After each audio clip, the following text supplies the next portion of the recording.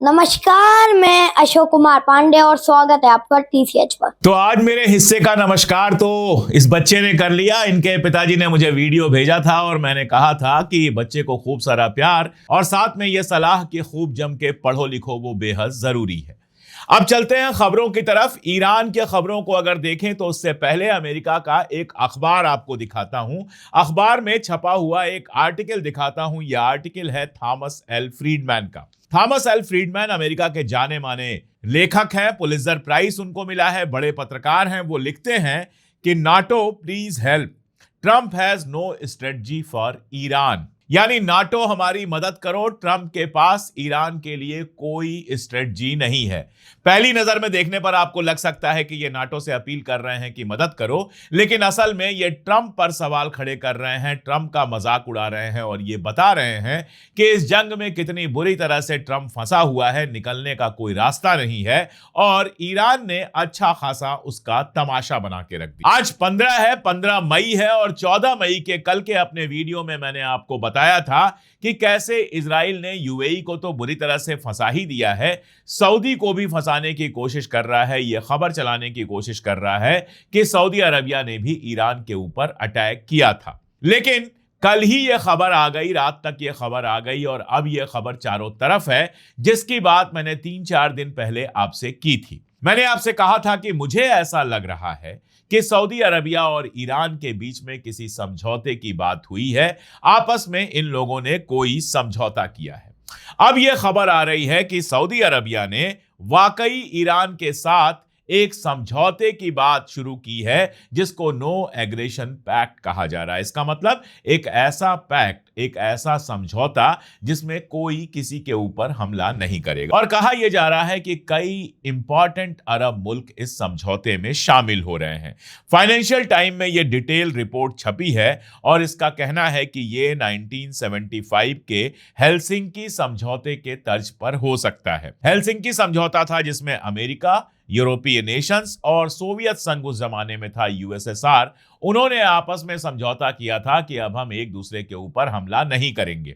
ऐसा ही यह समझौता होने की उम्मीद है, जिसमें ईरान, सऊदी अरबिया और कुछ और अरब मुल्क आपस में यह समझौता करेंगे कि हम एक दूसरे के ऊपर हमला नहीं करेंगे। आपको याद होगा कल ही मैंने बताया था कि आयतुल्लाह खामनेई साहब का, आयतुल्लाह मुस्तफा खामनेई साहब का एक बयान आया है, जिस बयान में वो कह रहे हैं कि हमारे साउथ में जो कंट्रीज हैं, हमारे दक्षिण में जो कंट्रीज हैं, यानी कि जो अरब मुल्क हैं, उनको एक नई तरह की दुनिया के लिए तैयार होना चाहिए, हमारे साथ दोस्ताना रिलेशन बनाना चाहिए और अगर हम दोस्त बन गए तो सारी दुनिया में हमारा दबदबा होगा, क्योंकि न केवल हमारे पास तेल है बल्कि हमारे पास स्ट्रेटेजिक पोजीशंस भी हैं। आगे बढ़ने से पहले कई लोग कई सारी शिकायतें करते हैं। एक साहब ने कहा आवाज नहीं आ रही है। मेरे समझ में नहीं आया कि सब लोगों को आवाज आई, आपको आवाज क्यों नहीं आई। कई बार मोबाइल का जो आपका वॉल्यूम होता है वो बहुत कम होता है, जरा तेज करके देख लीजिए। आवाज चेक करने के बाद ही हम वीडियो लाइव करते हैं।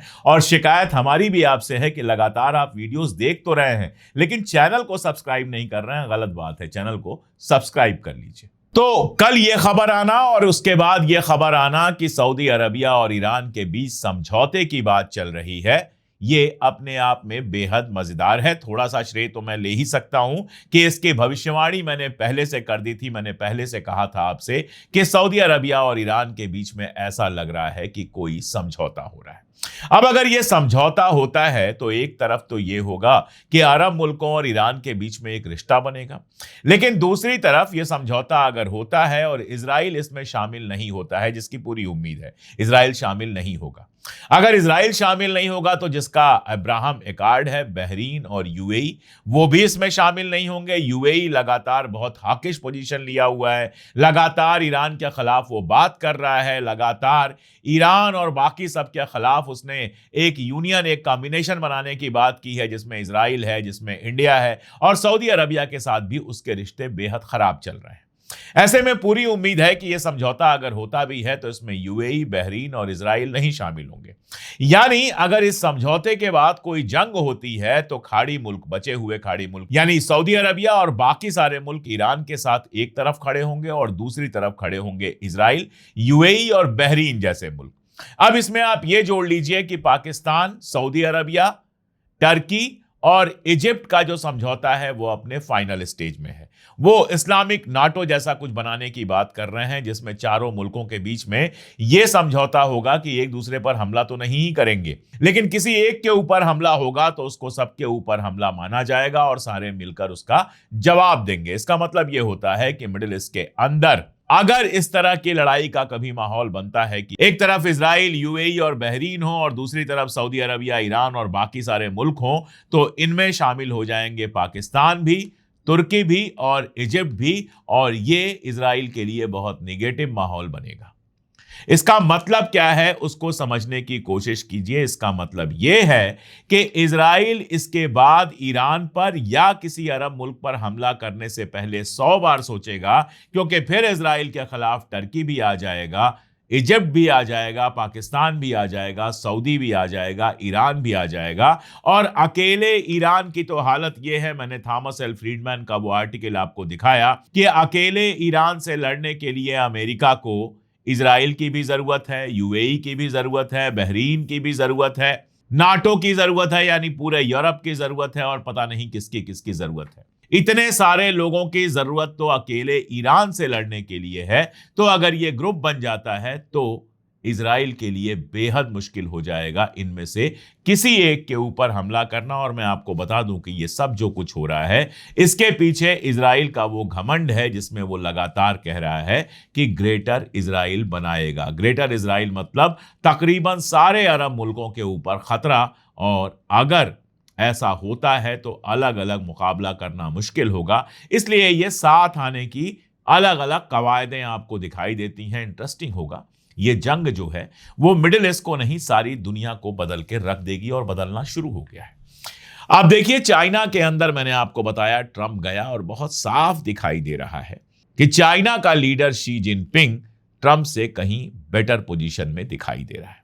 जो तस्वीरें आ रही हैं, अगर उनकी एनालिसिस कीजिए, जो बॉडी एनालिसिस लोग करते हैं, पोस्चर एनालिसिस लोग करते हैं, अगर वो एनालिसिस आप कीजिए तो समझ में आता है कि ट्रंप चाइना के सामने झुका हुआ नजर आ रहा है। ट्रंप का जितना खर्च हुआ है जंगों में, खासतौर पर ईरान की जंग में, चाइना के लिए उतना बेहतर रहा है।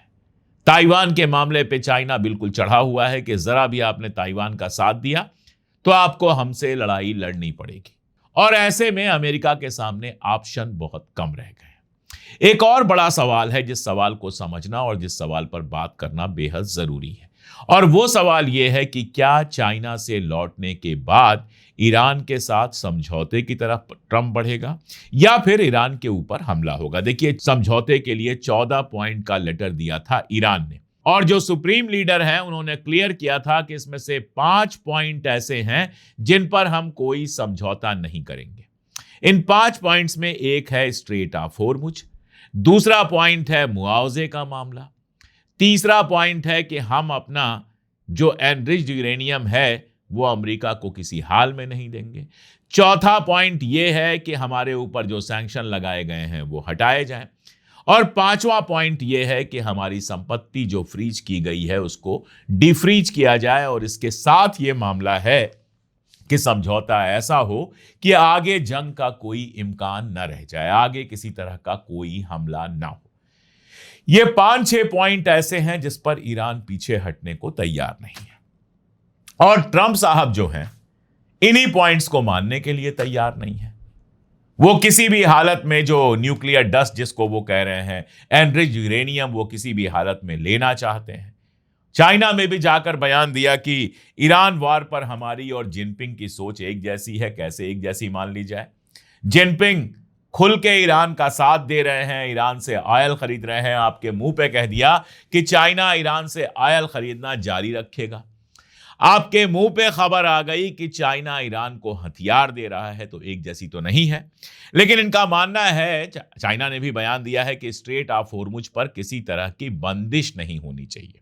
इसको ट्रंप एक्सप्लेन कर रहे हैं कि यह हमारे साथ है, लेकिन याद रखना चाहिए कि चाइना जब यह बयान दे रहा है तो स्ट्रेट ऑफ हॉर्मुज को सिर्फ ईरान ने नहीं रोका है, स्ट्रेट ऑफ हॉर्मुज को अमेरिका ने भी रोका है।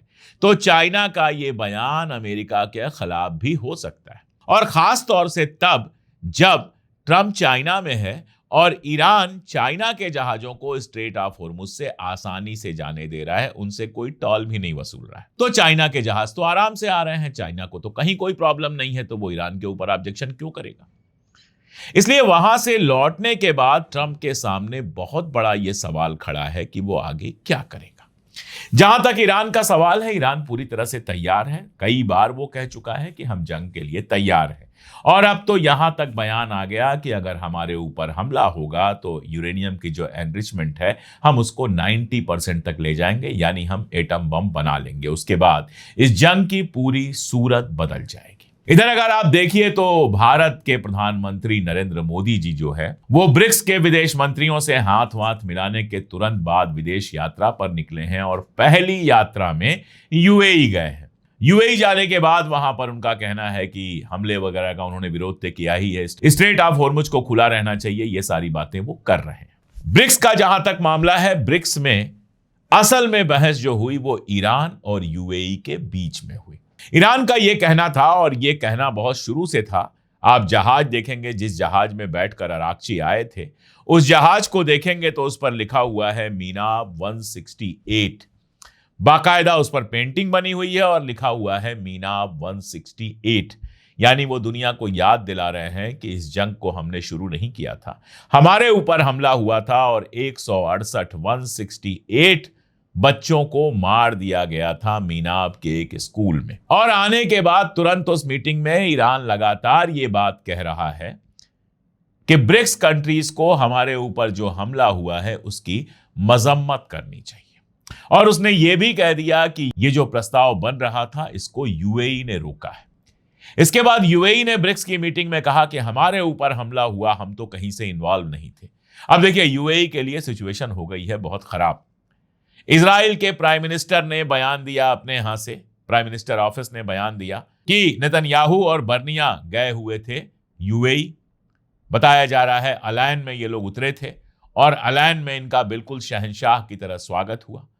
तो एक तो ये बता दिया कि बीच जंग के, चलती जंग के बीच में इजराइल के प्राइम मिनिस्टर और मोसाद के चीफ यूएई पहुंचे थे। दूसरे, यह खबर अब बिल्कुल आम हो गई कि यूएई इस जंग में शामिल था, ईरान के ऊपर हमला कर रहा था। तो अब यूएई के लिए यह कहना बहुत मुश्किल हो गया कि वो इस जंग में शामिल नहीं था। और यह तो क्लियर है ही कि यूएई के बेसेस अमेरिका और इजराइल यूज कर रहे थे ईरान पर हमले के लिए। तो अगर आपके बेसेस, आपकी जमीन और आपका आसमान इस्तेमाल होता है किसी पर हमले के लिए, तो यूनाइटेड नेशन के हिसाब से आप अग्रेसर माने जाते हैं, हमलावर माने जाते हैं। तो कल ईरान ने यही बात उठाई कि इनके ऊपर जो हमने हमला किया यूएई के ऊपर, वो यूं ही हमला नहीं था, यूएई अग्रेसर है, वो सीधे हमारे खिलाफ जंग में शामिल था, इसलिए हमने हमला किया। और इसको लेकर काफी कहा सुनी हुई यूएई और ईरान के बीच में ब्रिक्स की मीटिंग में। तो दरअसल जो ब्रिक्स की मीटिंग थी वो यूं ही खत्म हो गई, ब्रिक्स की मीटिंग से कुछ भी हासिल नहीं हुआ। अराक्ची साहब अब ईरान लौट जाएंगे। तो अराक्ची साहब ईरान लौट आए, ट्रंप लौट आएंगे बीजिंग से अमेरिका, और इन सब के बाद सवाल वहीं उलझा रह जाएगा कि आगे मामला किधर जाएगा। लावरोव जो रशिया के विदेश मंत्री हैं और दुनिया के सबसे शानदार डिप्लोमेट्स में से एक हैं, उनका एक बयान आया, वो भी इंडिया आए हुए हैं। उनका एक बयान आया, उस बयान में वो कहते हैं कि पाकिस्तान अच्छी भूमिका निभा रहा है ईरान और अमेरिका के बीच में जो बातचीत हो रही है उसमें, लेकिन अगर ये लंबा चलता है तो इसके लिए सबसे सही मुल्क कोई होगा तो वो हिंदुस्तान होगा। हिंदुस्तान को अमेरिका और ईरान के बीच में मध्यस्थ की भूमिका, बातचीत कराने वाले की भूमिका निभानी चाहिए, और इंडिया के पास वास्ट डिप्लोमेसी एक्सपीरियंस है, वास्ट डिप्लोमेटिक एक्सपीरियंस है, इसलिए इंडिया ये काम सबसे कायदे से कर सकता है। अब देखिए, इसमें कोई दो राय नहीं है कि इंडिया को होना चाहिए था इस पूरी बातचीत के बीच में। अमेरिका से भी अच्छे रिश्ते हैं, ईरान से भी अच्छे रिश्ते हैं, एक पुराना डिप्लोमेटिक अनुभव है और तमाम सारी बातें हैं। लेकिन लावरोव साहब कुछ भी कह रहे हो, यहां बैठ के हम जानते हैं कि जब तक भारत की सरकार, खासतौर पर नरेंद्र मोदी जी, इजराइल और यूएई के इतने नजदीक हैं, तब तक कम से कम ईरान उनको एज अ मीडिएटर शायद ही स्वीकार कर पाए। अच्छा, स्वीकार करने की बात तो तब है जब इंडिया आगे बढ़े, कहे कि हम मीडिएट करेंगे। आपको याद होगा पाकिस्तान के मीडिएशन की जब खबर आई तो जयशंकर साहब का बयान था कि हम दलाली नहीं करते।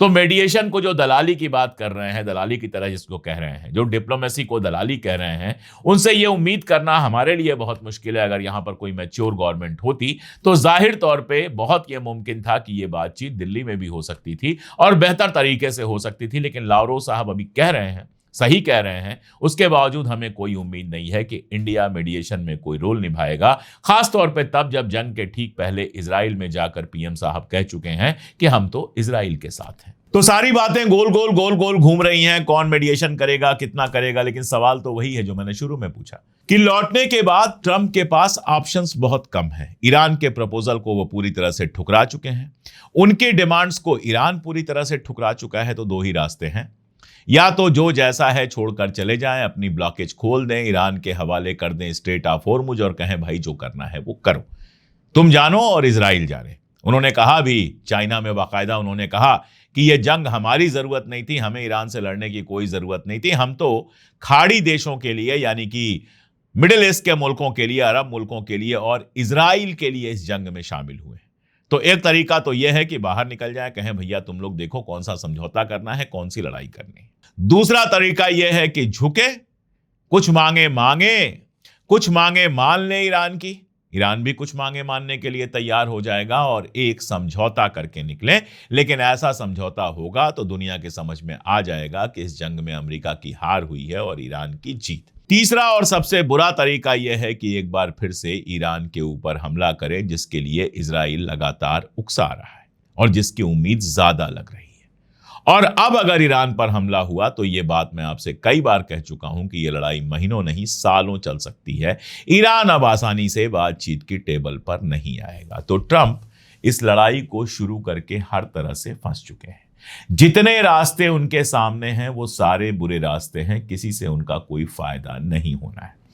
चाइना से वो ट्रेड रिलेशन बनाने की कोशिश कर रहे हैं। चाइना ने कितनी छूट दी है अभी तक हमें नहीं पता, लेकिन बहुत ज्यादा ट्रेड रिलेशन नहीं बन पाएगा, क्योंकि उसके लिए चाइना को उन्हें जबरदस्त छूटें देनी पड़ेंगी, जो देना उनके लिए मुश्किल काम है। तो पर्शिया में या यूं कहें कि फारस की खाड़ी में ट्रंप का जो घमंड है वो ऐसा लगता है कि गले गले तक डूबा हुआ है। अगला जो भी स्टेप वो उठाएंगे, चाहे लड़ाई करें चाहे समझौता करें, ट्रंप की इज्जत हमेशा हमेशा के लिए फारस की खाड़ी में डूब चुकी है। अब होता क्या है, अगर जंग शुरू होगी तो दुनिया के लिए बेहद खतरनाक होगी, लेकिन अगर शुरू होती है तो क्या होता है, किस लेवल की जंग होती है, ये सब कुछ देखना होगा। और अगर समझौते की बात होती है तो समझौता किन शर्तों पे होता है ये भी देखना होगा। ईरान दोनों बातों के लिए तैयार है, अमेरिका दोनों बातों के लिए अभी तैयार नहीं है। उसकी संसद में और उसके देश में इस जंग का जबरदस्त विरोध चल रहा है और ट्रंप के लिए मुश्किलें लगातार बढ़ती जा रही।